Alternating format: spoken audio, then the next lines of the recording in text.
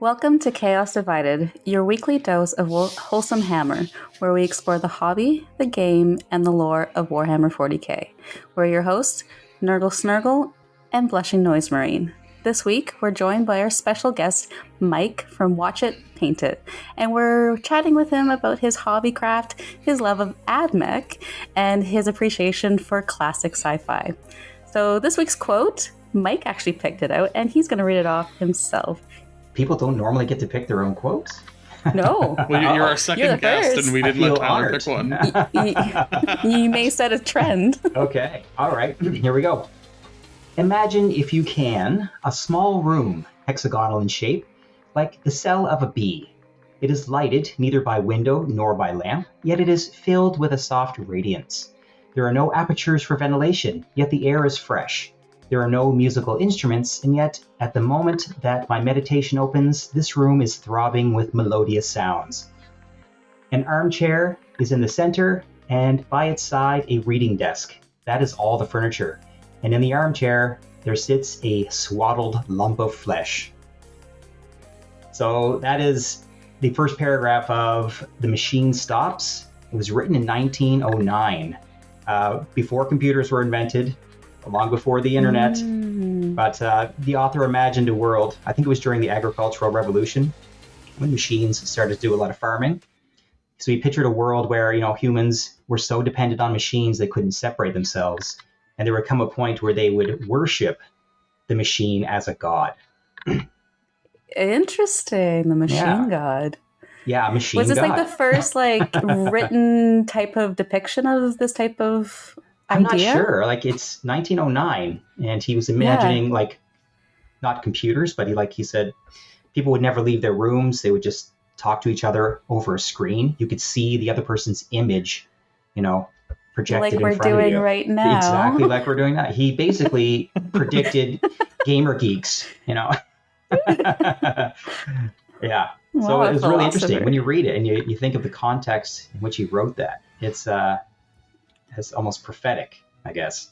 Mm-hmm. Well, that would have been before even broadcast radio, let alone television. Yeah, not a lot of homes would have had electricity at the time. Electricity was invented years before that, but it's, if you're living in the Maritimes, some people didn't have electricity in the house, or flush toilets. Oh, yeah. I think you've set the tone for our conversation, and I'm excited to hear more.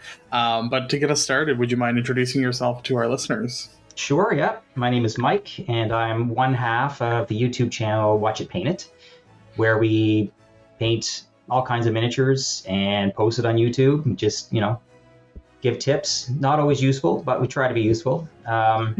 Started off with board games. So my partner is Ben.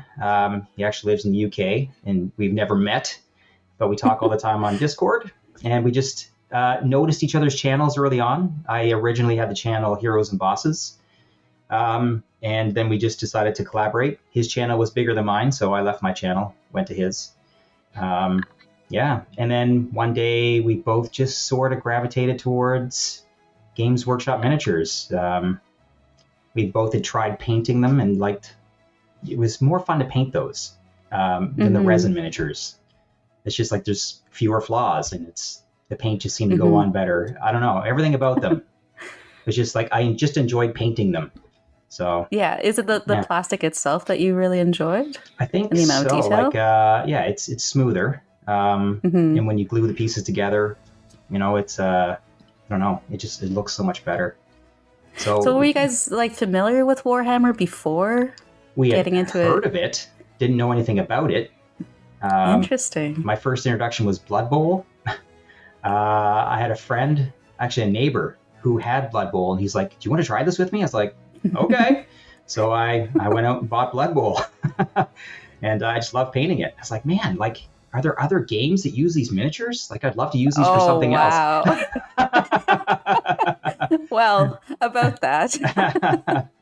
Yeah, so I had no idea. I had no idea there was a bigger world out there for Warhammer. And my first trip to Games Workshop was all you sell is this one game? Yeah. How is this a business model? Yeah. It's surprising when you walk in. It's like, that's it. Mm-hmm. And people buy this. It's like, okay. I think the business model starts in plastic. It starts making a little more sense when you see the price tags. Yeah. Mm-hmm. We have few customers, but they pay through the nose. I remember my first Games Workshop visit. I thought it was going to be video games. I thought it was going to be like a GameStop. Did you? Okay. And then I was like, oh, it's not. Yeah. Yeah. My wife, Brenna, has a funny story about going in too, where she was just looking for board games. She's like, ooh, a board game store. And they're like, well, we have Fantasy Warhammer and Sci-fi Warhammer. Which kind do you want? Catan. I'm sure they get that all the time. Oh, probably, yeah. Yeah. I mean, that's what, so you came to Warhammer through the hobby, like, with no real background at all. None. Yeah, I didn't know anything about the lore. All I knew was, like, I liked painting these miniatures. So, and I bought the kill team, the AdMech kill team, not knowing anything about the AdMech. It was the newest one that came out, and I was like, oh, you know what? I'll buy that, and I'll paint it up, put it on the channel, and, you know, maybe some people will watch it. And then years went by, didn't paint it. Just sat under the couch. Oh. And then I think one day I was like, you know what? I'm going to dig these out and take a look at them. And then I read the lore, and I was like, oh my God, they're from Mars. They're cyborgs? They worship a machine god? It's like, holy crap. Anyway, I had to paint them immediately. It's like, and learn more about them. Yeah. The quote that you shared with us, had you read that before getting into AdMech? Oh, yeah. I read that many years ago. Okay. 30 years ago. Yeah. I think probably grade 12. My English teacher gave us a bunch of short stories, and that was one of them. And it just resonated with me, and I loved it. Yeah, but I mean, I love it more now. Reading when you're a kid, you're like, oh, that's kind of neat. But, you know, as an adult, you're like, wow, this guy really, you know, kind of hit the nail on the head with his, you know, predictions. And then now you're in a path with Warhammer and AdMech, and yes, and now I'm just following the natural path towards the machine god. Becoming one with the Omnissiah. Yes. Yeah. So where do you find, I guess, what does your little corner of the Warhammer community look like? Like where's your joy? Where does your because you create content, you play the game, you read the lore. Like there's a lot that goes into being a fan of Warhammer. Kind of what does your little corner of it look like? I'm gonna be honest. I don't know a lot about the lore still. I watch a lot of YouTube videos where people explain, you know, the lore behind things, but I always want more. I was like, yeah, but how did they invent these things, and how do the engines work, and like I want to know, like, how do they terraform Mars? That was my big thing. It's like, okay, they live on Mars. Let's read about how they terraform Mars in Warhammer 40K, and there wasn't that there. It's more of like the world has already been created, and you're just kind of thrown into it, and it's like, well, you don't need to know that. This is just the way the world is now. It's like, okay, but I like, you know, learning about, I guess, how things got that way. Like I want more details about that. But it's for me, it's mostly the painting. Like I love painting miniatures. I think I'm one of the few people that does not like building them. I don't know. Do you guys like building miniatures? I actually do. Yeah? Okay. That is like my favorite, but like I am a terrible painter. You have seen my miniatures. They are a 3 out of 10 at best. But actually building the models is one of my favorite parts. Okay. Yeah. It seems like most people either love building them or love painting them. And if they could just come built. I mean, I would build them myself. Because I wouldn't, you know, when you put it together, you kind of get an idea of where everything is. Like you're going to become very familiar with the details before you paint it. But it's a pain in the butt. Yeah, I just want to get down to painting. So, but yeah, do you still build them? Oh, I build them. Yeah, but it takes forever because I'm very, the word is neurotic.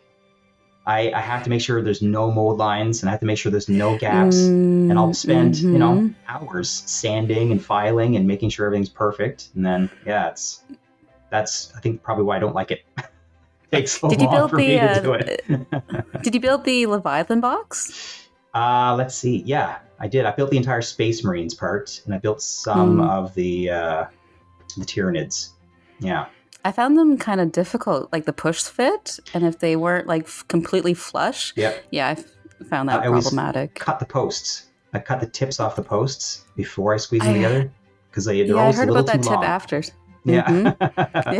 I learned the hard way too. I can't remember what it was. It might have been Blood Bowl. I think they were pushed to fit, or no, it wasn't. Blackstone Fortress. Yeah. I was trying to push those together. I was like, why won't these go all the way together? And just started. Do you have any tips for like filling in the gaps? I kind of do like sprue goo, but I'll mix it up on the spot. So just take plastic shavings and mix them with the plastic glue and then brush it on. Or I'll just take like the needle of the Citadel glue and I will just make a line right down the seam and then wait till that like dries, and then I'll just sand that. So that's a great tip. Yeah, but Milliput's good. Green stuff. I use those too. Depends on how big the gap is, but Games Workshop, they're pretty good. Like you rarely need, anything else than just the plastic glue. Yeah. Sprue goo seems to be the way everybody's going right now. They're just getting a half-empty bottle of the paint or the glue, mixing in all your shavings, and then you just make a plastic goo. And do you still use the needle, or? Oh yeah. Yeah, okay. I know people love the Tamiya brush. I hate it. I love that little needle.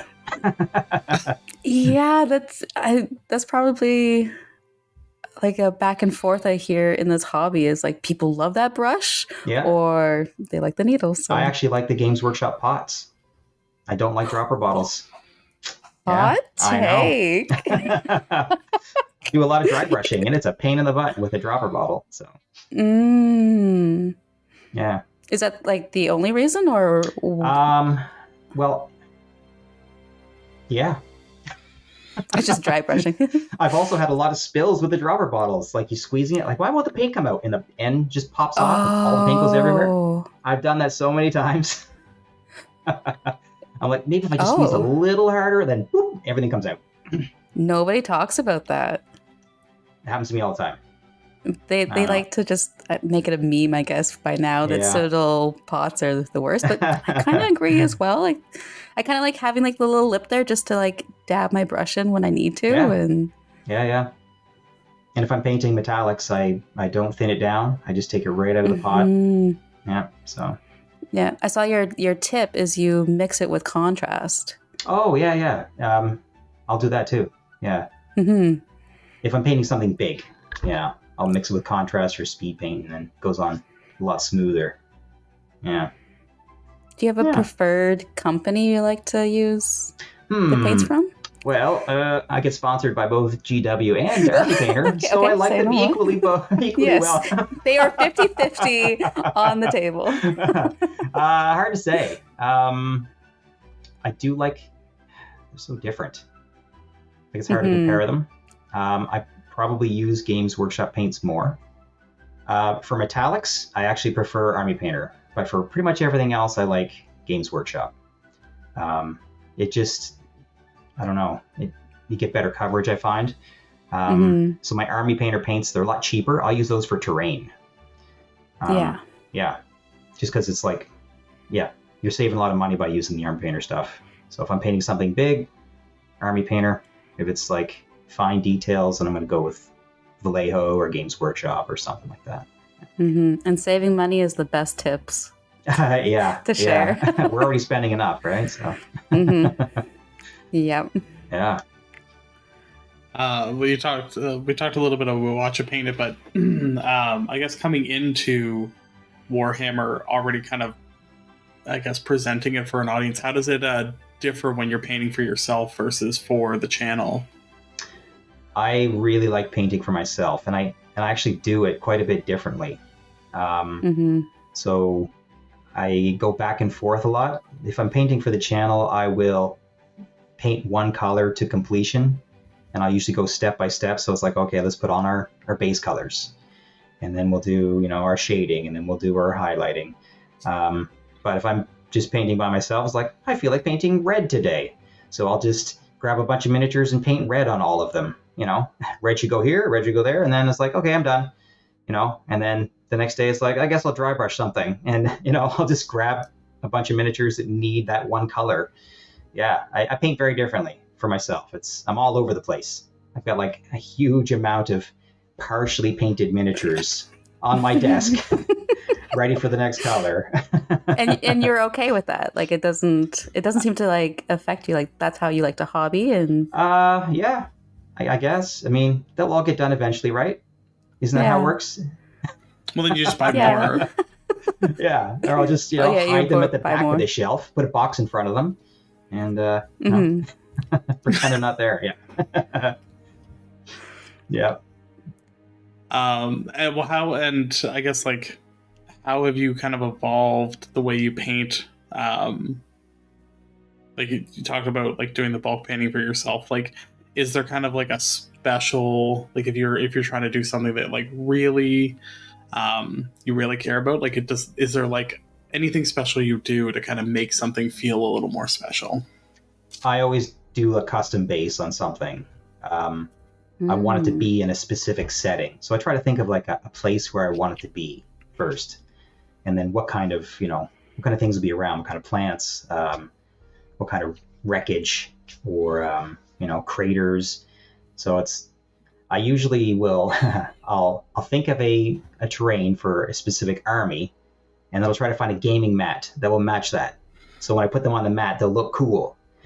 Yeah, so it's mostly about cool. Will it look cool? You know, that's kind of like my game plan for creating my army too.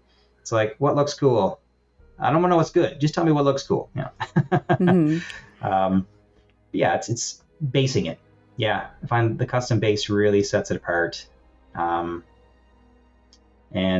yeah, it's I really do. I take my time, and I never try to rush it. But there does come a point, after 10, 20 hours, just like, you know what, you are done enough. And it's just, yeah, put on a varnish and that's it. But yeah, it's definitely the basing. I love creating cool custom bases. Yeah. So do you go to a mini with a huge plan, or do you just go, this is the base, and you just kind of play around as you go? I always create a plan first. Yeah, I don't like improvising. Not very good at it. So I like to, kind of think of a theme first, and then I will actually cut all the pieces out and rearrange them, and then try to decide where everything's going to go, and then I'll start gluing stuff together and, reshaping things. So yeah, I always plan. Yeah, I don't trust even the color choice. Colors are planned too. Yep. Yeah, I get out the color wheel, old school, and just like, this will go with this. And yeah, I mean, there's a reason my AdMech eyes and plasma glow is green, because it looks nice to red. So yeah. I mean, that is the contrast in color. Yeah. So I mean, probably a lot of hobbyists could benefit from like actually using a color wheel just to like assist them in understanding how colors work together. Like, color theory is, weirdly enough, I don't see a lot of hobbyists talking about it. You don't see it a lot like in videos, but it's like a huge component of bringing these colors. Like, I know people are using it, but they don't talk about it directly. Yeah. I think maybe they don't talk about like the reason why. They'll be like, here's the wheel, and then people are just like, okay, but why? Like how you questioned about the Mars, but why? But why? Yeah, exactly. Yeah, I'm not. It's just like yeah. Oh, go ahead. It's funny with like color theory and just like how your eyes appeal to different colors and how it interacts. Yeah, and you'll see specific painters using the same colors over and over. Like if I'm scrolling through Instagram, I can just tell who the painter is before I look at it. Like there's people prefer certain, colors and shades, and that's I'm the same way. I use. What's your preferred? Reds, blacks, and silver. I use a lot of that, and then there has to be some kind of neon, something neon in there, like a neon orange or green or blue or something. Yeah. So yeah, because I've seen like about 2 of your models now, and not only like the color is unique to you, but also like the texture and the tone that you've put onto the models. It's definitely like I can spot it. Like I saw your Lyle L. Johnson okay. at the GT. All Evan right. has it, and I knew because I've seen the demon prints, and I knew that you had that. Oh, that right was on. yours. Okay. I know I look at my style, I'm like, why does it look like this? Like I'm trying to do something else when I paint. I want it to look more grimdark, but it always comes out just super bright and colorful. I'm like, that's just the way it's going to be, I guess. Yeah. That's what my hands are doing. Yeah, I always have something slightly different in mind, and then when I paint it, it's like, oh, well, that's what you are, I guess. It's yeah. Yeah. How would you define your style? Oh man. When I first started painting, I watched a lot of Sarastro. I don't know if you know who that is. He's a YouTuber who paints mostly Marvel and Star Wars. But he started off with Zombicide and a lot of other Kickstarter board games. He's only ever painted one Games Workshop model, and I think that was just so many people begging him to do it. But he's resisting. If he ever decided to go pure Games Workshop, I'm sure his channel would just go through the stratosphere. But yeah, it's a lot of. I don't do a lot of washes anymore. It's mainly like I'll start off with a dark color and I'll build it up, and then it's I think that's probably why it's so bright. Nothing ever gets shaded down. It's always just start with a dark version of the color I want and build up to the color that I want it to be.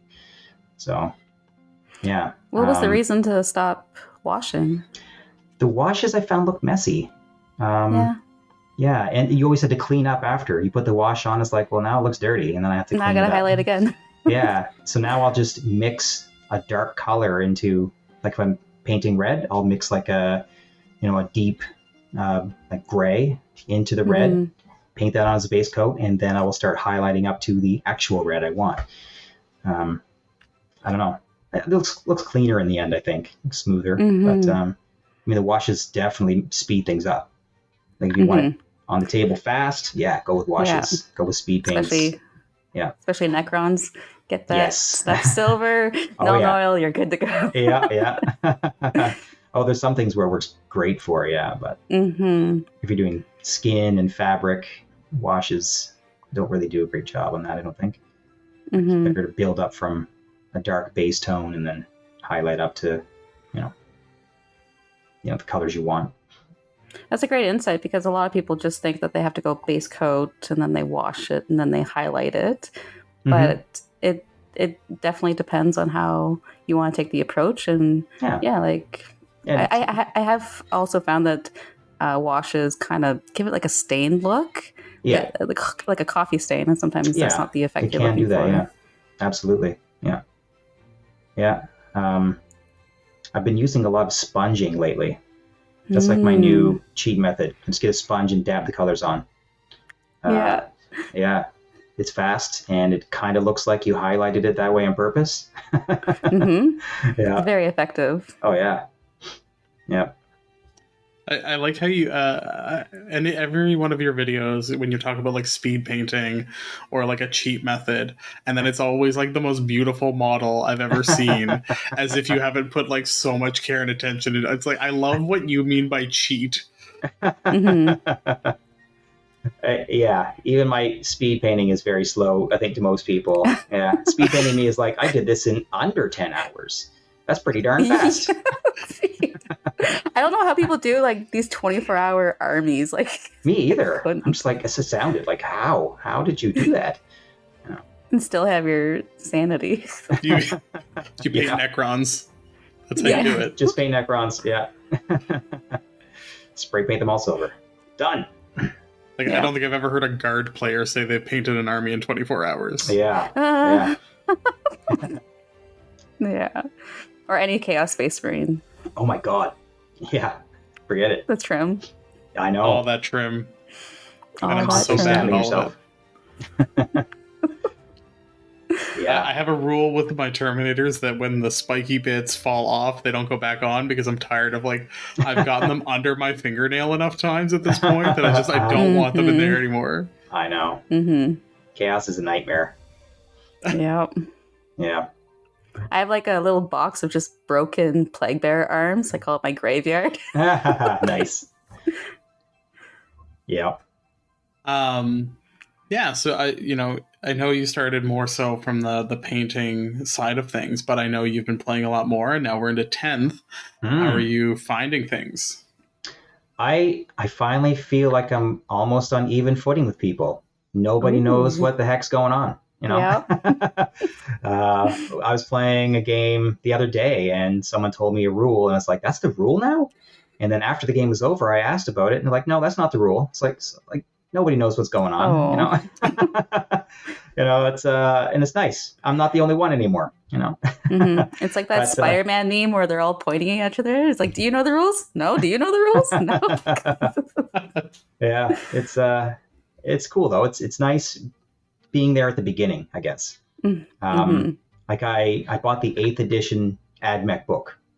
And then a month later, the 9th edition book came out. It's like, no. How often do these things come out? Like, is it every year, every month? What's going on here? Anyway, so, you know, I didn't play 8th. And of course, that's why I bought all my robots. The robots were supposed to be really powerful in 8th.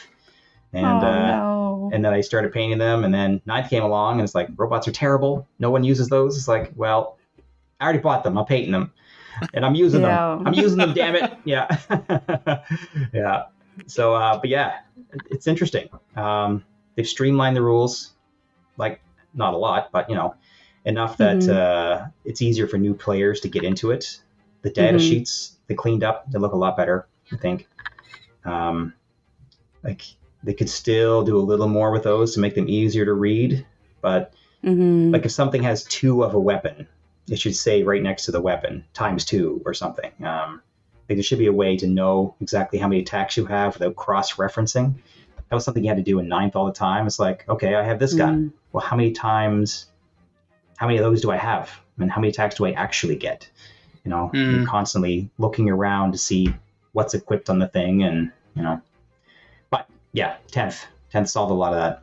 So I'm liking it. I'm liking it so far. What about you guys? How many games have you played? Only 2. Okay. Only 2 so far. But AdMech have been victorious both times. So I don't know. They might be the, you know, the underdog everyone wasn't expecting to just, you know, come on top. We'll see. Probably not. Yeah, you were sharing that you're going robots. Yeah. Robots and the Warglaves help, for sure. Everything in my army got slower. It's like, I need something that can move faster than 6 inches. Everything is so slow. Yeah. I hear you there. Can you, like, teleport them anywhere? Or do you have any strats? Oh, no. Goodness. They did in 9th. Any scouting? Any, like, deep striking? There is one unit that can scout. So it's called scout when you can like place them anywhere on the board at the beginning. To infiltrate, yeah. Infiltrate, yeah. I have one unit that can infiltrate, and it's a lousy unit, so I don't take it. And as for scouting, yeah, the cavalry, they can do like a 9-inch scout, like pre-game move. But again, they lost all their cool abilities, so they want to take those. So nothing can teleport. Yeah, nothing's got deep strike. So it's just, I'm just walking. Everything's slowly walking up the board. So what's their gameplay now? Still like mass amount of shots and hope something sticks? That's the way a lot of people are still playing them, but the way I play, it's mostly melee. Believe it or not, AdMech aren't known for good melee, but they are very tough now. So the Cataphrons have decent shooting. They're the only thing in the army that gets rerolls. Only if they're next to Skitara units. Like they have to be next to Rangers or Vanguard. Otherwise, they can reroll ones. Sorry, but they get full rerolls if the Vanguard are next to them. So I take one unit of Vanguard so they can sit next to the Cataphrons. I was like, you just sit there and give them rerolls. That's all you do. Yeah. But they're just they're mostly melee for me. So I don't know. I haven't seen anyone play an army like I'm playing it, like an AdMech army. So we'll see. We'll see how it does. We don't see many people play AdMech at all. Yeah, I know. I don't get it. They're from Mars. Come on, people. Super cool. Yeah. I know, like they're a newer faction overall. Yeah. But like at this point, we're 4 editions in. I don't know exactly when they came out. So, that's not really as much of a reason anymore. Yeah. I guess if you're a new player, you might pick them up. But I think so many people are invested in the Space Marines that it's, that's what they're comfortable with. That's what they've already stockpiled. So that's what they're going to go with. When they're really hot and powerful. Yeah. Well, I bet a lot of people bought AdMech when they first released that codex. Was it 9th? Mm-hmm. Was it 9th where they're like insanely powerful and they were dominating tournaments and like they heavily nerfed them? Yeah, they were one of the first codexes to come out, and it was the first bit of power creep.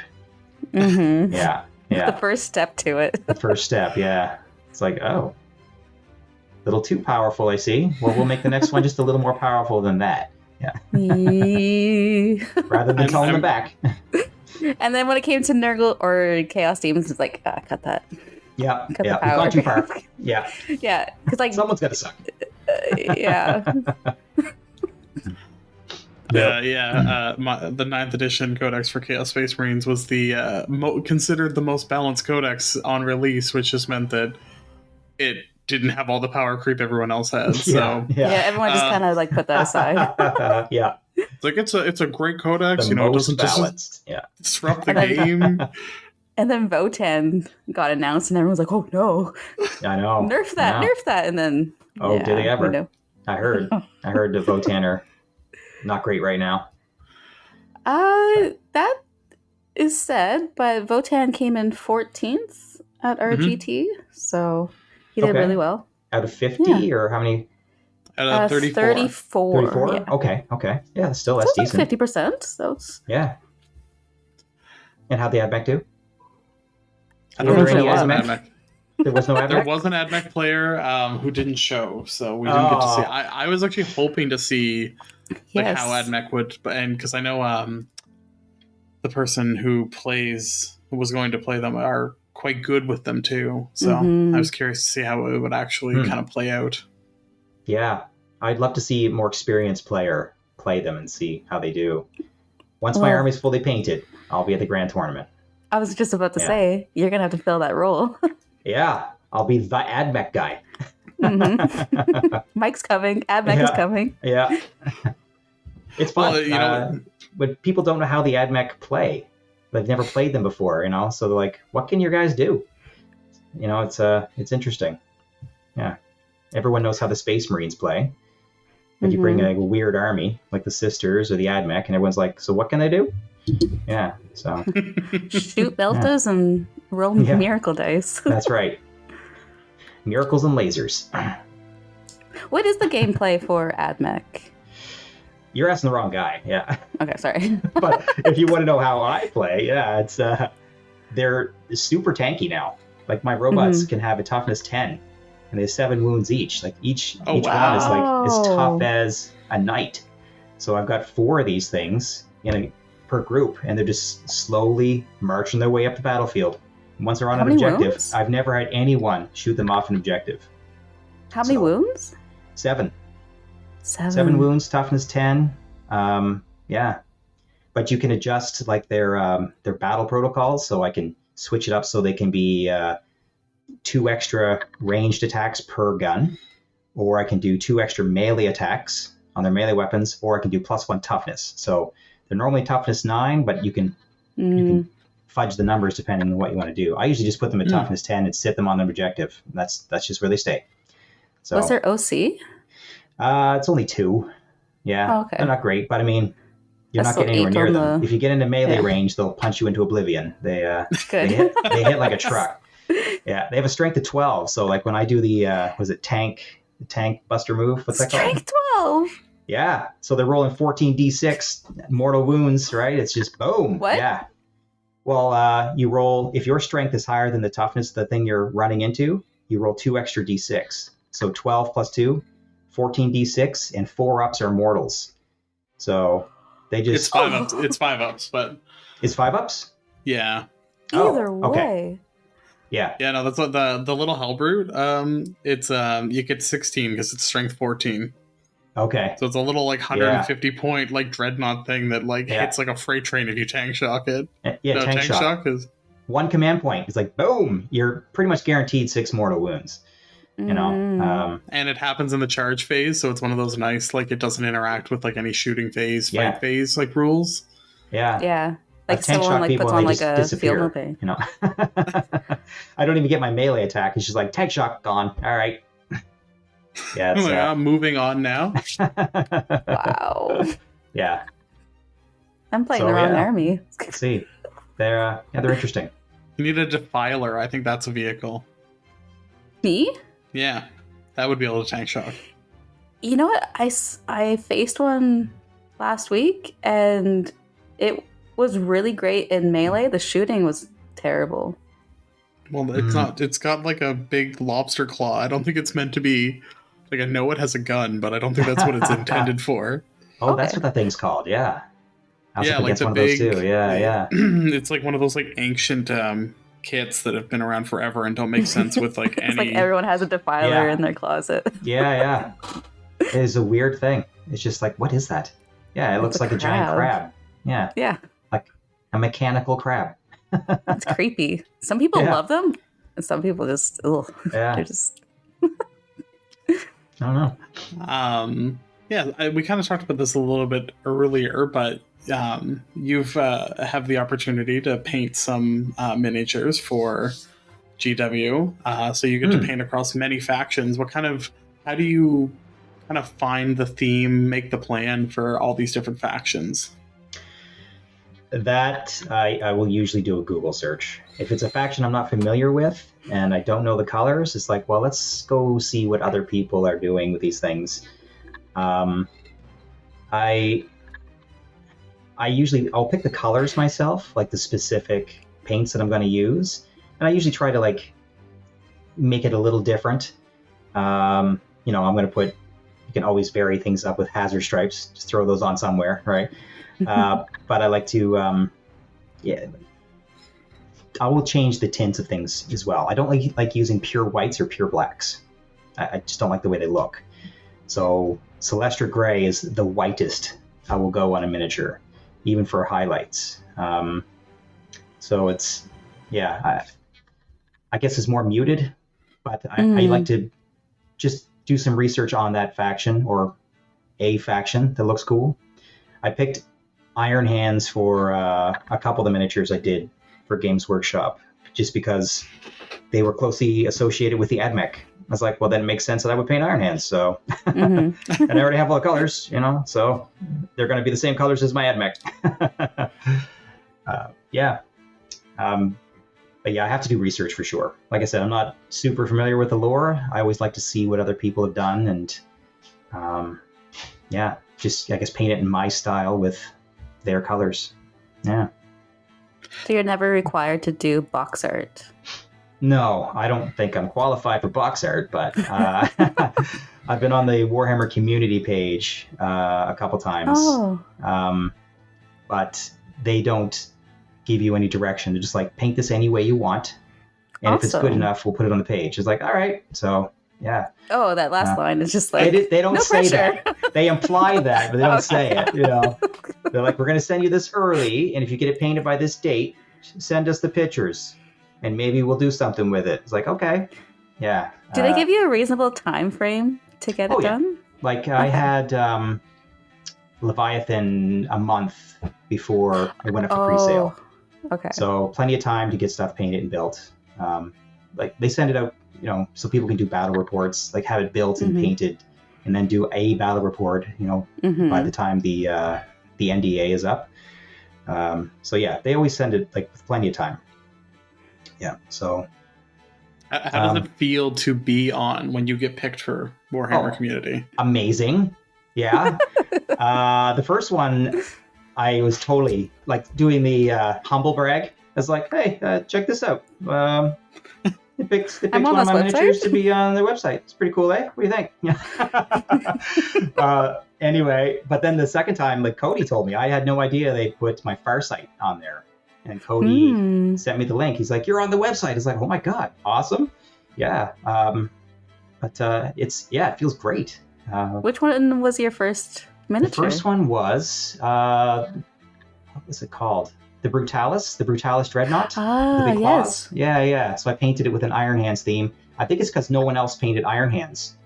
Because they had a ton of different paint schemes. Like, this is the only Iron Hands paint job. So on it goes, Amazing. Yeah. So I did put a lot of time and effort into it. I made, a custom base and, it took a while to paint, but I don't think it was as good as the other ones. Looking at the other paint jobs, like, holy crap, you guys like went all out. So, yeah. Yeah. I mean, the demon prints that I got from you, I think you referred to as a quick slap job, that you hadn't put a ton of time into, and it's like one of the most beautiful miniatures I've ever seen. So I don't know if you're a reliable judge of the quality of your work. Maybe not. I don't know. Yeah. Well, when I say quick, it probably took me 10 hours, but it's so big, it probably should have taken more. And I don't think I did a custom base on that one, did I?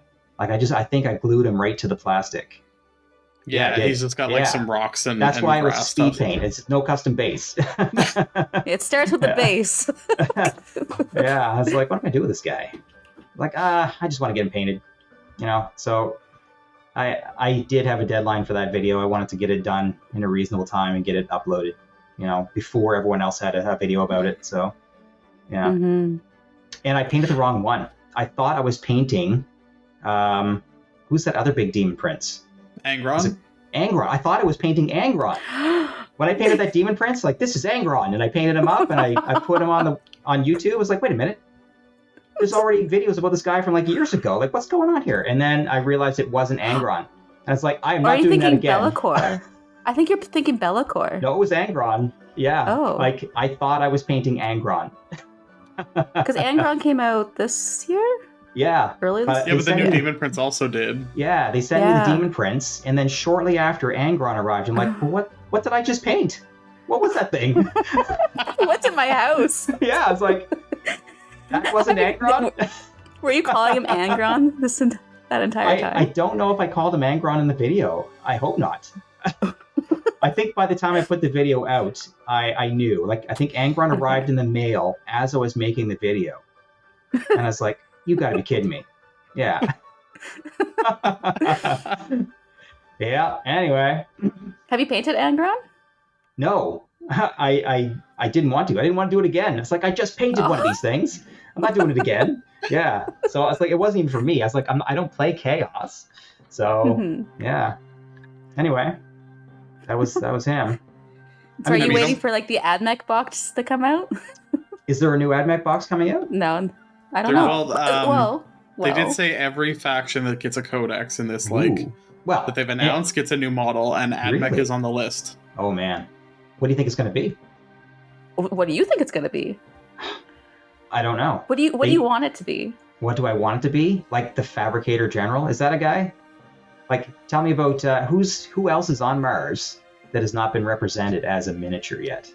Oh, there's all kinds of AdMech stuff in like the books. Yeah. Like they have all kinds of like big walkers and like oh man. Like there's all kinds of, because like, well, the AdMech also like maintain the knights. That's kind of like so like they have things that can also blow up knights that are on that like caliber. Okay. I would be happy with anything really, as long as it doesn't. Well, I wouldn't want a flying unit. I don't use a lot of flying units. And AdMech have the coolest. They have the little ornithopter thing. Oh, and those, the Stratocopters or Strata. Yeah, I don't know what they're called because I don't use them. You're not a fan? The Stratocopter. Archaeocopter or whatever it's Yeah, called. yeah. No, I wasn't a fan of those. That's like straight out of Dune. That's like... Well, sort of. Yeah, sort of. You're right. Yeah. Because they did have the... oh man, I'm blanking on the name of them. What were the name of the flyers that they used on Arrakis? The ornithopters. Ornithopters, yeah. Yeah. With the flapping wings and everything. You're right. Yeah. I never thought at all. You know what? I like them now. You're gonna see with the GT. Yeah, I went from hating them to loving them. Yep, I'm gonna go buy some of those right now. Yeah, like AdMech is super inspired by Dune. Oh, for sure. Yeah, I thought it was more like Da Vinci. Like, are they trying to like copy Da Vinci's early schematics? Like when he drew his first flying machines that could never possibly fly. I can see that too. Yeah, I didn't know where they got their inspiration. Yeah, I mean they're solved. They're cool looking, but not the way I imagined them looking. It's like there's no air on Mars. How are they flying with wings? Well, I think Mars in 40K has been terraformed.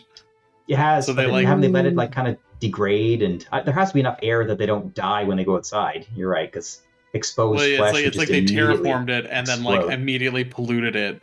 So it's like they're like, oh, we're gonna make this into like a livable space, and then we're just like gonna fill it with factories, just absolute to the brim factories. That might actually be a good thing for Mars. The more greenhouse gases, the better. Yeah, it's a cold place. Come on, it needs more. And 40K, I don't think it's cold. I think it's pretty smog filled. Yeah, but... I couldn't find any. I couldn't find any statistics on Mars. Like, what is the temperature on Mars now? And like, what is the atmospheric pressure? And what's the atmospheric composition? AdMech get a lot of There's a whole book about the AdMech in the Heresy series. I'll have to try and. Is it called Mechanicum? Yeah. And it's all about like. That one's about like the formation of the Dark Mechanicum and like the release of like AI on Mars. Ooh. And like because Mars goes traitor in the Heresy. I did watch a video about that. It's interesting, and there was in exchange for exclusive rights to the STCs. Are they called STCs? Yeah, and Horus promised them like forbidden ones that the Emperor wouldn't let them have. Oh, okay. Yeah. Deal. Yeah. Sell it. What do you think of the Dark? What do you think of the Dark? Oh, yeah. Man, if they made a Dark Mechanicum army, I would totally play that. Okay. I love the idea.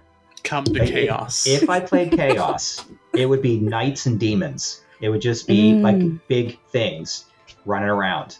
Well, if you like the Hazard Stripes, that's pure Iron Warriors, and that's what they're all about. It's like, are they Chaos? Yeah, Iron. So the Iron Hands are the loyalists, but Iron Warriors are all like the Hazard Striped, like grim dark, and like they work with like the Dark Mechanicum. They have all the like demon engines, so like all the Forge Fiends and like the Khorne Lord of Skulls and everything. Like that's usually tied up with like the Iron Warriors. Okay. And they hate the Imperial Fist, so they're like they hate Rogel Dorn. So. Rogel Dorn's a bit of a. I am fascinated by the warp, the idea of the warp. That's a really cool idea, and I don't know of any other sci-fi that uses that. Maybe Star Trek, where thought can become reality. Like, I don't know if you're familiar with the Traveler. Like the Deep Space Nine stuff, like the Celestial Temple where the prophets are in Deep Space Nine. Okay. That would probably be like the closest I can think of off the top of my head. But it's very cool. It's interesting. I like it. I like that gods can be created just by, worshiping them. Yeah. Very Neil Gaiman, Yes. It's cool. That's one of the things I really do like about 40K. When I heard about the warp and how that works. Very interesting. Yeah.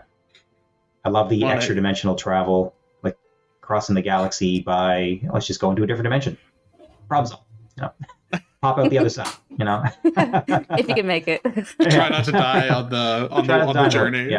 Yeah.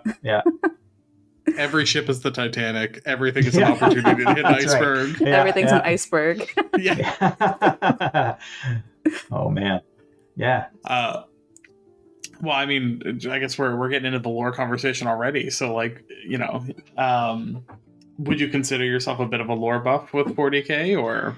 No, but I do love seeing nods to other sci-fi that I love in 40K. You're right about like the AdMech and Dune, like the kind of the similarities. In fact, the even the I hear your cat. Sorry. That's all right. The Skitarii kind of look like Fremen, with their breathers and the cloaks. In fact, I thought about painting them to look like Fremen, but I was like, I'm just going to stick with 40K lore. But I think that would be super cool. Yeah, like if they just had like I don't know, like the glowing blue eyes and like a desert camo scheme or something like that, I would love science fiction, and I've read a lot, watched a lot, but 40K is one where it's still a bit of a mystery. Like I'm still learning, and I mostly learn from other people, like chatting in Discord and talking to you guys. Like it's like, why is this way, or who are these people? I'm trying to paint this. Tell me their story. Like what should I know about these people before I start painting them?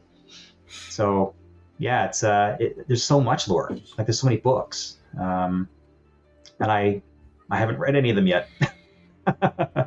So I'll start with the AdMech, I guess. Well, and there's so much that, like you said, draws on other lore, and like Frank Herbert's book, like beyond just Dune, like a lot of Frank Herbert's writing influenced, I think, a lot of the early 40K lore. So like a lot of the like kind of nuts and bolts of it, like even like the whole Dark Age of technology is very similar to like the Butlerian Jihad. Yes. Yeah. But even like the idea of like hive cities, like and hive planets comes from Frank Herbert's books, and a lot of the like kind of like existential threats to humanity and that like desire to just be alone in the universe very much mirrors like Frank Herbert's works. Right. So like there's a lot of like, clearly they a few of the people who started writing it were big fans of that like classic sci-fi. And I'm sure. Yeah. I mean, if you're going to be writing sci-fi, you've probably already read a bunch of sci-fi. Yeah. So yeah, it's hard not to borrow some of those ideas, especially with AI. I mean, there's a lot of sci-fi where AI takes over and then humanity has to fight the AI, like Mass Effect. How are you enjoying living on the precipice of that? Yeah. Considering you were talking about the book that was from 1909 and he predicted it, so who's not saying the books now are predicting? That's right. Yeah. It's well, in that story, it does not have a happy ending. Oh no. The machine stops is the title of the story. So it's these people who are completely dependent on technology. They have no idea how any of it works anymore. Everything is automated. And the instruction manual has now become basically like the Bible. No one really understands it. They just quote passages from it, but they don't know what they're saying. And then one day the machine just starts to break down and people just kind of live with it. It's like, oh, the machine it can't make this kind of food anymore. Or my lights aren't working properly, or I can't communicate with these people. Like things just start getting worse and worse, and people are just living with it, breaking down, because no one can do anything about it. And then one day, it just shuts down.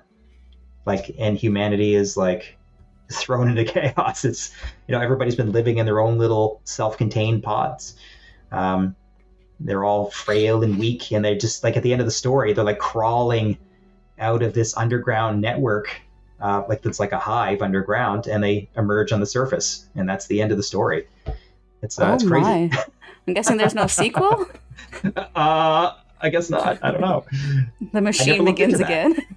Yeah, the machine restarts. Yeah. Someone tripped over the power cable. It's all good now. It's like the South Park episode where like the internet shuts down and everyone, like the whole world's just like, what? Yeah. And it's just because like it got unplugged. Well, yeah, it's interesting. It's if the internet did shut down, we'd be in some serious trouble. So what are some of your favorites from I guess favorite sci-fi novels in general? Doesn't have to be a classic one. But. Ooh, that's toughy. I actually like movies better than the books, although I will often read the books just to see what I missed. But like Philip K. Dick, he's the author of Do Androids Dream of Electric Sheep? I don't know if you've ever read that. Blade Runner. So Blade Runner is based off of a terrible novel. I thought it was terrible, but the movie is great. They fixed the original or the remake? Both. Both are great. Yeah. Okay. But the original Blade Runner, it's I find it better than the book. There were a lot of things in the book that were just like didn't really need to include this. Well, everybody wears lead underwear. Number one. It's like, because they don't want to go sterile, so they have lead-lined underwear. And it's like, all right, I guess that's interesting. But also, everybody is addicted to this online network. I think this predates internet when it was written. But this person imagined a network where people could connect their minds and play games, or, you know, be in a virtual world online, like as a networked hive mind.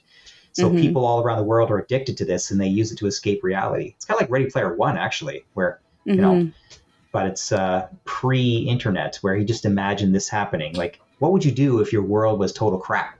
You know, it's after the post-nuclear Holocaust, and humanity's trying to rebuild.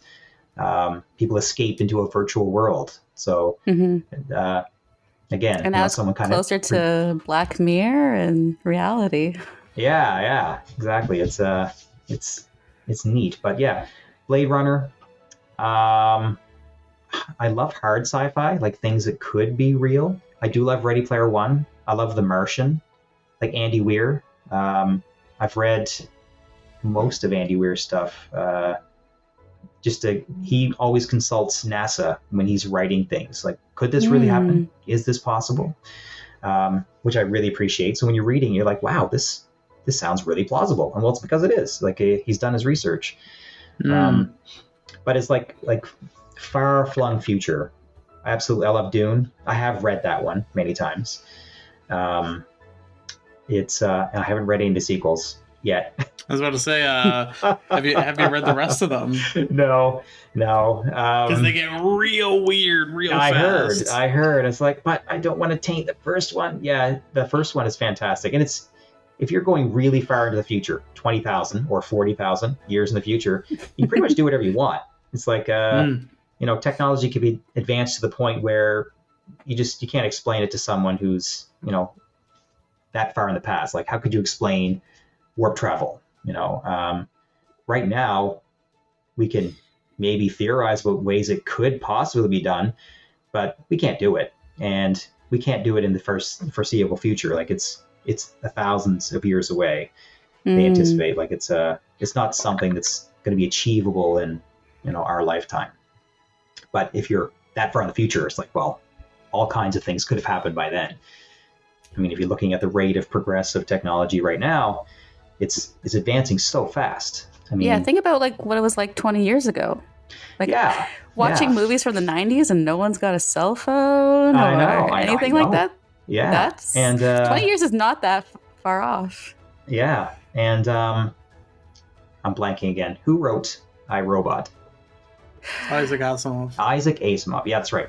I was listening to a lecture by him, and he said we're now at a point where every 30 years, the world will be unrecognizable.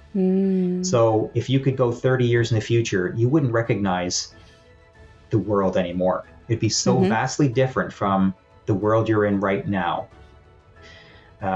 It's true. Like 30 years from now, like 2050, what's the world going to look like? You know, 2080. Like, things are just moving so quickly. I'm sure at that time the rate of that will be even faster. It'll be 15 than 10. Exactly. Than year by year. Yeah. But even like year by year, things are so different. So 40,000 years in the future, giant mechs, it's only war. Yeah. Gods are real. Sure. That's possible. Yeah, just think about it. You think it's real. That's right. Like, who knows what could be possible? Yeah. So, Well, and it's almost like 40K is kind of like the opposite message from Dune. Like Dune is really the story, if you read all 6 of them, of like what happens if humanity gets to space Mm-hmm. and there's nothing. There's no other life. And it's just endless humanity. And like, how do you survive with endless resources and also be like a dynamic and thriving culture and society? And like, that's actually the fundamental like message of Dune is like, what do you do with infinite nothingness? Yeah. As like a species. Whereas 40K is like, what do you do when absolutely everything is trying to kill you constantly? So yeah, that's right. Yeah, we met aliens and we hate them. Yeah. Yeah. So, yeah, it's true. It's I don't know what's more terrifying. I forget the quote, but like, that the universe is, filled with life, or that, we're all alone. So, yeah, I think it's like, I don't know what's more terrifying, that humanity is not alone in the universe, or that we are. So, yeah, I guess that they explore the two sides of it. It's interesting that, like, you rarely see a sci-fi where you meet the aliens and it's like you just get along. It's like, oh, more intelligent life. Let's be friends. I mean, Star Trek's probably the closest you get to that, where it's like aliens are but they already nice. established a system by then. Yeah. I suppose if you have like competing species that are expanding into a galaxy, they're going to have their territories, and it's like, well, we claimed this, we were here first, and it's like, well, we need these resources. It's I don't know what would be more likely. Yeah. I think that being alone is more terrifying. I think so. We just kept going, and there just was nothing. And just absolute nothingness. That is terrifying. And then it's like, well, why? Like, how do you existentially deal with that concept of like, it's just us. Yeah, we are alone. Yeah. Right? This little blue marble next to the sun. I know. That's why I feel like, some people are against the idea of terraforming Mars, for instance, which is, again, very far in the future. But I'm like, well, why not? There's nothing living there. What would be wrong with something living there? In my mind, it's I got into a big argument with my astronomy professor about terraforming Mars, and we were yelling at each other in class, and it's like, why wouldn't you terraform Mars? And he was so against it. He's like, we have to leave it the way it is. It's like, we can't corrupt that planet like we've corrupted the Earth. I'm like, there's nothing there. It's a big dead rock. Better, a corrupted Mars than, a dead Mars. Come on. I'm sure one of the billionaires or trillionaires will get there one day. Oh, someday. It's gonna be the war to Mars. Like, who's the first one who can get there? Yeah, I think there'll be a race to get there first, but then after that, they'll be like, well, that was expensive and unproductive. What's next? Jupiter? Yeah, let's go home. Let's go watch Netflix. Yeah. I don't know. It'll be interesting to see. I would be very happy if there was a manned mission to Mars in our lifetime. Would you go? No. Oh. I would watch the videos. I get sick on a roller coaster. I'm not going into space. Yeah. But yeah, walking another world would be pretty amazing. Walking around like this is not Earth, like, and looking in the sky and seeing the Earth, that would be incredible. But yeah, I'd just be barfing the whole time. Yeah, you wouldn't want to be on the ship with me. Yeah. Yeah, I'll be over here puking if anyone needs me. Yeah. What's your job on the ship? I don't have one. I just sit in the corner and rock back and forth and vomit once in a while. Yeah. But when I was a kid, they said they'd be on Mars by 1999. Yeah, the Americans said we'll be on Mars by 1999, and I couldn't wait. And then it came and went, and no one's there. You're like, hey, wait a minute. And I think, like, there was that Mars one, that pokey, they're going to make a reality TV show about going to Mars. And they're supposed to go by 2000, I don't remember what it was, maybe 2006 or something, or It was something like that. It was no, maybe 2016, whatever. Anyway, they were going to make a reality TV show about sending people to Mars. That never happened. It's like, there's no way that's going to work. Yeah. And we've barely been back to the moon, so. Yeah. The moon is hard enough. Mm-hmm. You can get there in 3 days. It takes like 3 to 6 months to get to Mars, and you're crammed in a little tiny spaceship with a bunch of other people. Yeah. I don't know. It's scary. Very scary. But we'll see you in 2050. Yeah, 2050. We'll be there by 2050. Yeah. Well, this got pretty existential. Yeah, sorry. No, it's okay. It's great. Yeah. I think another reason I love AdMech is because of Mars. Always been fascinated by Mars. You know, even as a kid, looking at National Geographic magazines where they sent the first pictures back, you know, from Pathfinder. I just remember staring at it for hours. Like, I can't believe these pictures were taken on another planet. It was just amazing. So, do you look for Mars in the sky? Oh yeah, I always see Mars in the sky. Yeah, I can point it out to you anytime. It's I always know where it is. Yeah, yeah. Actually, Mars and Venus were very bright this summer, especially Venus. I don't know if Venus was particularly close this summer, but it was super bright. That's so cool. Yeah. Yeah. That's cool. So, really geeking out here. Sorry, if you let me talk, I will just keep going and going. We love it. Wow, that actually, talking about geeking out, I did want to ask because I know you and your wife are both pretty nerdy people. So what are some of your favorite things to kind of geek out together on? Ooh, cosplay. We Ooh. will plan cosplays together. So, let's see. What did we do? What's the first one we did? I think the first one might have been Kung Fury. Like, she went as Barbariana, and I was Kung Fury. She always does a cosplay of some kind, and I don't know. I feel like I'm getting too old for cosplay, but I am doing a cosplay this year at HalCon. But I'm wearing a mask, so no one can tell how old I am. I'm gonna tap on everyone's shoulder. Mike. Look for a guy with a minigun. That'll be me. Yeah. So. We played a lot of Payday, like Payday 2. Okay. I've never played it before. It's like a 4-player I've seen the co-op. like they wear the masks and they wear clown masks and they rob banks and armored cars. Yeah. So every heist movie that's ever been made is a mission in this game. Cool. John Wick is in the game. It's every character you can imagine from any kind of like shooting movie is in the game, and you can just play that character. So I don't know how they got the rights to all these people, but anyway. Don't question it. Just it's accept. Yeah. So a bunch of us are going to be wearing bulletproof vests and suits, a suit and tie with a bulletproof vest and a gun and a clown mask. That's so cool. Yeah. I don't know if Brenna's going to go along with it.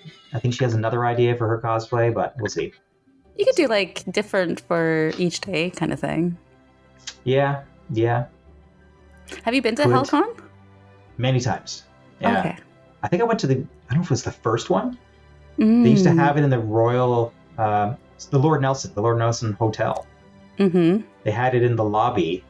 They had a lobby and one room and the bar, and that's where HalCon was. Yeah, it was like 1,000 people. And you've been at the new convention center? Yes. Yeah, we were there last year. Yeah. Yeah. And maybe the year before? No, just last year. Last year was our first one. They were, but it was the COVID year, so it was kind of limited and yeah. That's where we got COVID. Yeah. Oh. Yeah. We made it all the way through the pandemic without getting COVID. And we're like, you know what? Let's go back to Halifax and let's go to HalCon. And we both got COVID. Oh. The con flu. Oh my. Yeah.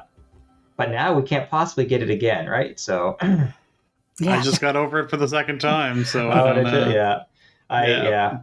Was it worse the second time? Or the same? It wasn't. I feel like the lingeringness of it, like I still don't feel 100%. Oh. That didn't change, but the severity of actually having it was way less. Okay, so that's good. Yeah, we were just we were miserable. You know, it was just 10 days of laying around and like eating ice cream and watching YouTube videos. Yeah. Yeah. Oh, the horror. Yes. we had a lot of fun, actually. Despite the pain, it was a lot of fun. Because we were just like chilling on the couch, eating junk food, regret-free. It's like, no, we're sick. We can eat whatever we want. So, yeah. We're stuck. Yeah. Yeah. We were watching 16-hour YouTube videos. Well, sorry, wow. It's like 8-hour videos back to back. Like, we watched Neebs Gaming. Oh, it's a bunch of, amazing. Do you watch Blood God watches them more, but I'm very familiar with them. Yeah, they do like, Ark and they... Yeah, like 5 guys that are in their 40s, so my age. So I get all their references. And they just play video games. And they'll post these 8-hour supercuts. And I think we watched like, I don't know, 10 of them. Over the course of COVID, we just kept watching their 8-hour supercuts.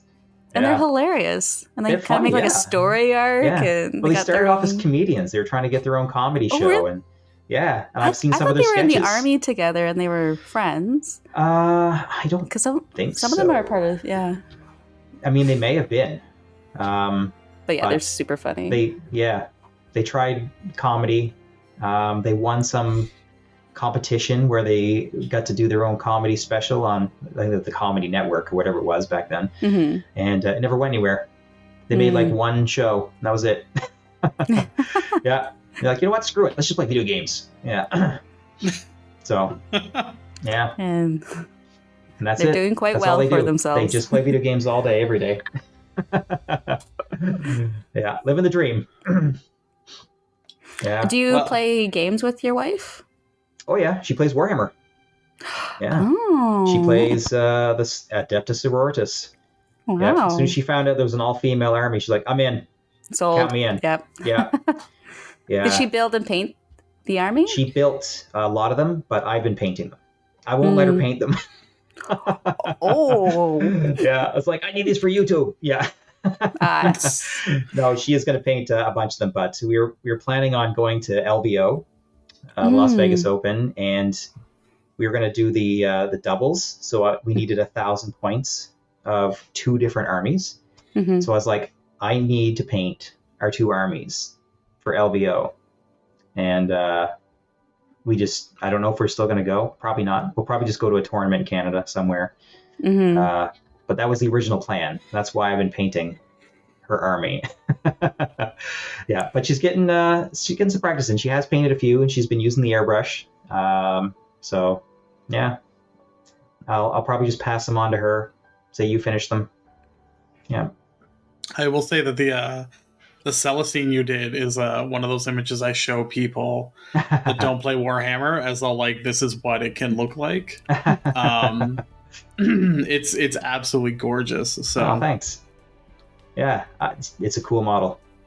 I think it's more about the sculpt, like the person who created that sculpture. Yeah, the people who create those, man, I don't know how they do it. But yeah, their design team is pretty awesome. So yeah, it portrays like such elegance, and the silhouette of it is striking. Yeah, I love it. Yeah, do you have a favorite model really cool that you've painted? Favorite model? Oh, man. I don't know. Oh, Belisarius Call. Yeah, I hated painting him. But now that he's done, I love him.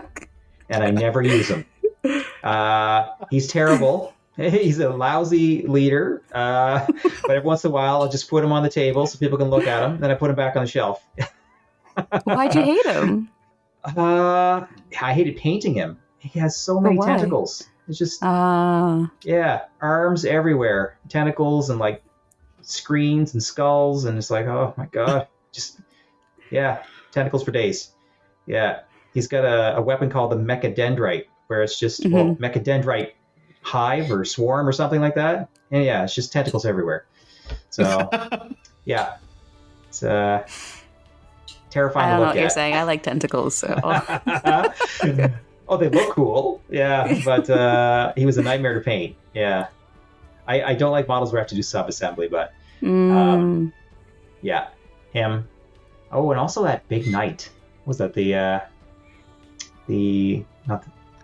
what's the giant, the biggest knight that's out right now? Warlord Starts Titan? with a C.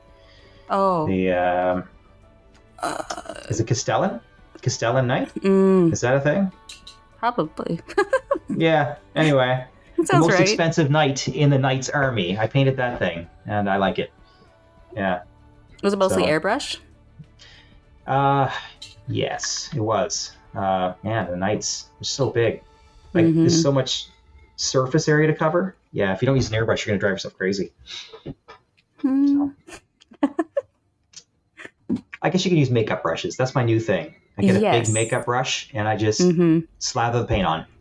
Like that base coat is just going to be a big makeup brush. Yeah. I've been getting into stippling with a big makeup brush. Yes. I love Stippling, that. dry brushing, and sponging. Like, man, you can do a really good job really fast with those. Yeah. Yeah. The small pointed brushes I'm not too fond of. I like the big brushes. And yes, absolutely. It creates a lot more detail. I'm right there with you. Yeah. Do you have like a dream project or model you'd love to do?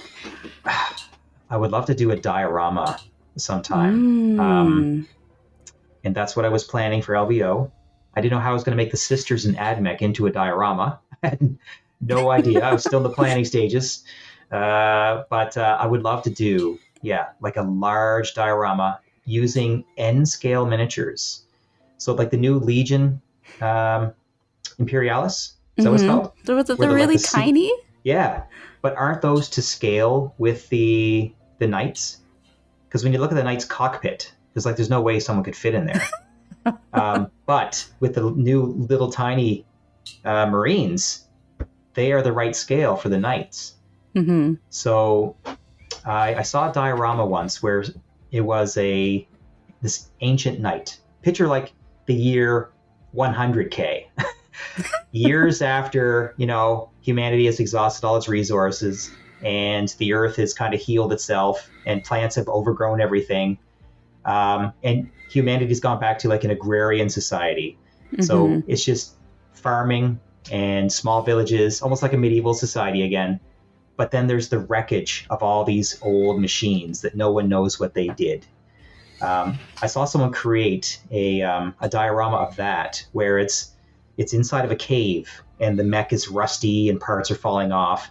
And it's all these little N-scale miniatures from like train sets, like these little tiny people.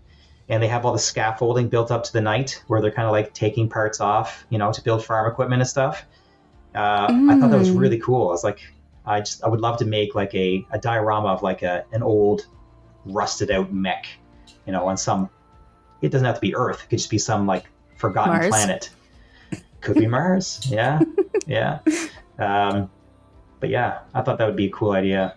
That's something I always want to do, but it would be very expensive. It's like, do I want to buy a Knight and then just chop it into pieces and make it rusty? I don't know. Yes, you do. Yes, you do.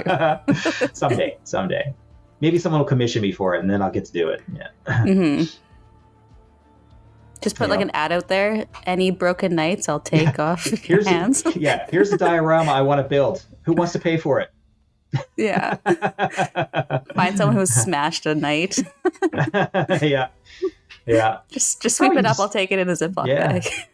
I mean, PlayOn likes to do those narrative things. Maybe you need to combine forces and. Oh man, that's a dream right there. To get on their show, like play a game with one of them. Yeah. I keep harassing Tack to start playing the AdMech again. But I don't pay him on Patreon, so he doesn't really listen to me. Yeah. Oh no. More AdMech. Always in the comments. Yeah. Everyone's gonna be going to the channel now, trying to find your comments. Yeah. Maybe we'll see how much influence we can have. Maybe other people can comment to tag. Join in on your bring back the AdMech. Yes. We should get everybody in the Discord channel to go on there and make an AdMech comment. Just get like just spam listening. The channel with AdMech. More AdMech. Yeah. Awesome. Anyway. Well, is there anything else you'd like to chat about for the folks at home before we wrap up?